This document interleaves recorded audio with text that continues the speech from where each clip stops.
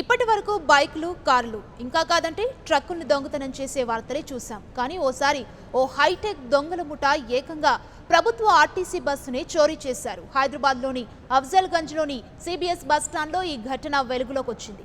ఈ నెల 23న సిబిఎస్లో bus park చేసిన డ్రైవర్ తర్వాత బస్ కనిపించకపోవడంతో అఫ్జల్గంజ్ పోలీస్ స్టేషన్లో ఫిర్యాదు చేశాడు. కేసు నమోదు చేసుకున్న పోలీసులు సీసీ కెమెరా విజువల్స్ ఆధారంగా దర్యాప్తు చేపట్టారు. తూప్రాన్ గేట్ వద్ద నుంచి బస్సు నాందేడ్ వైపు వెళ్లినట్లుగా పోలీసులు గుర్తించారు.